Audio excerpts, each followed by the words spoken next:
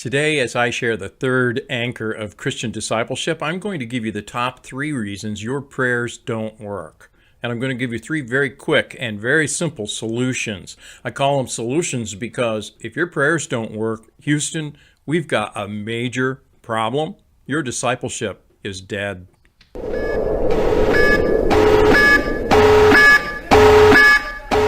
James Edward Otis here, and welcome to The Militant Disciple, where we help you supercharge your discipleship, and we get militant with tips, training, insights, and strategies for keeping things adventurous, edgy, and fresh. So if you're new here, you might want to subscribe to the channel, then ring the bell so you stay right up to date on all the news.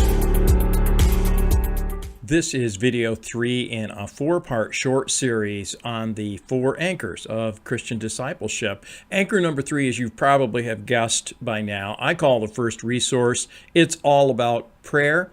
If you're like most status quo American disciples, you don't have much of a prayer life, and that's because your prayers don't work. If your prayers worked, then you'd be all about prayer. This is just a quick glance at the situation, but let's get a fix on the 3 top reasons your prayers don't work, and then we're going to give 3 hacks, 3 quick and simple solutions to fix that. Reason number 1 your prayers don't work is you're doing it for show.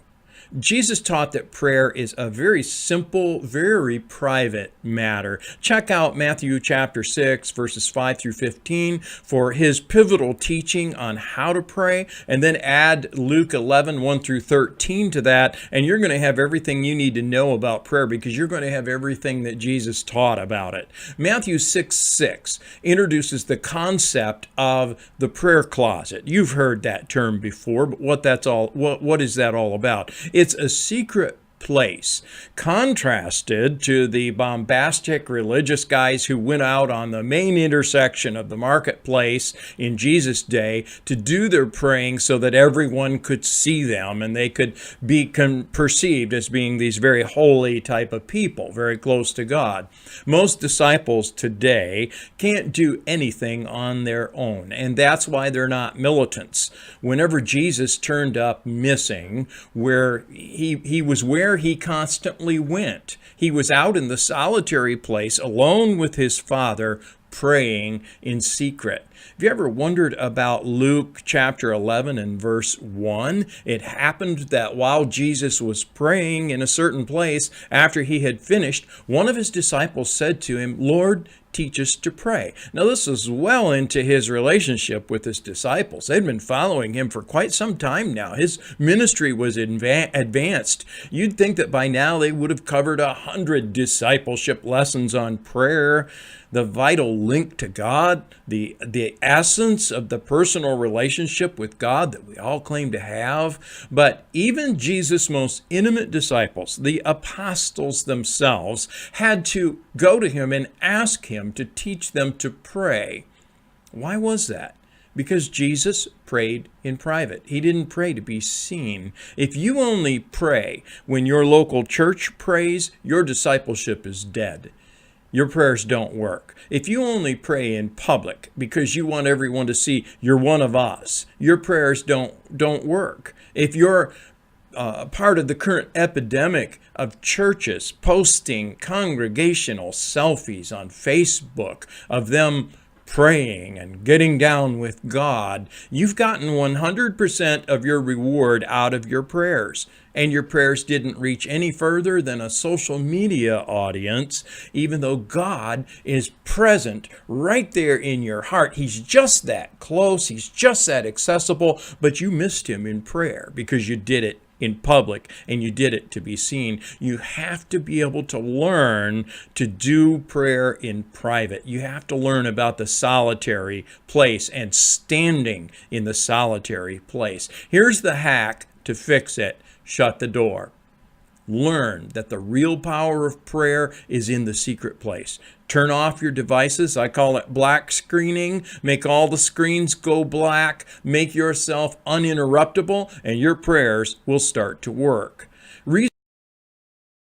Reason number 2 your prayers don't work is you do it last. American status quo disciples, those who only live up to the norm and not to God's standard, always pray last because their prayers don't work anyway.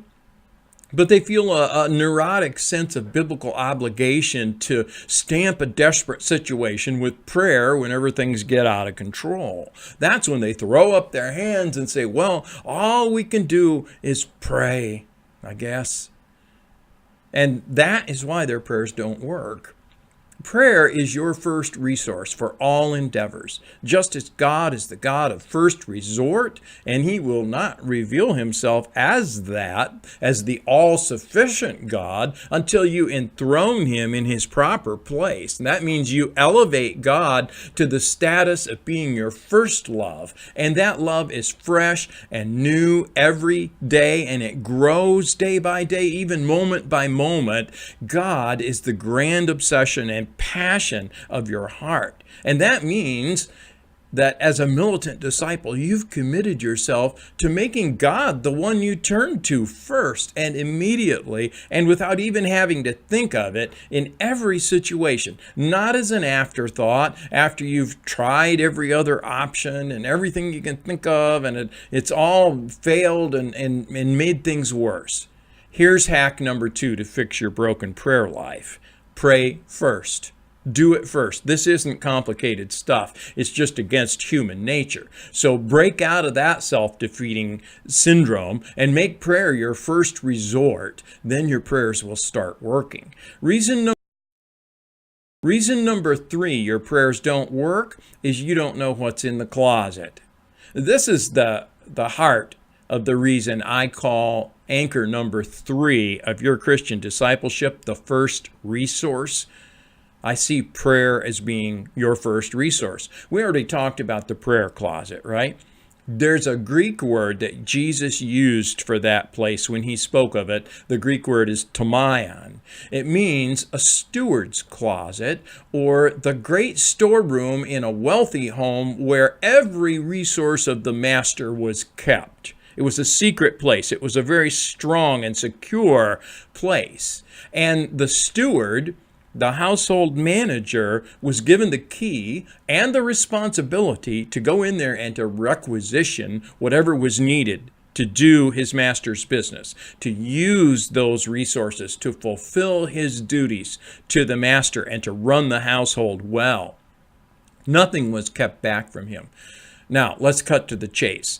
There is a secret closet that God has established in your heart. It's his divine storeroom where he keeps all of his resources, and he has made you his chief steward. He has given you the key to the steward's closet, and he not only allows you to go in there and get the stuff you need to carry out your militant ministry and to represent God in this war-weary, resource-deprived world, but he expects, no, in fact, it's stronger than that. He insists, he demands that you go in there and that you use his resources to do his work. Hack number 3. To fix your non-working prayers, make the prayer closet, the secret closet, the steward's closet, your first resource. Go there first, and when you do that, God's provision will always follow, and your prayers will work. And my God shall supply all your need according to his riches in glory in Christ Jesus. Have your prayers broken down? Want to fix that? Use these 3 prayer hacks. Shut the door. Learn the power of private prayer. Pray first.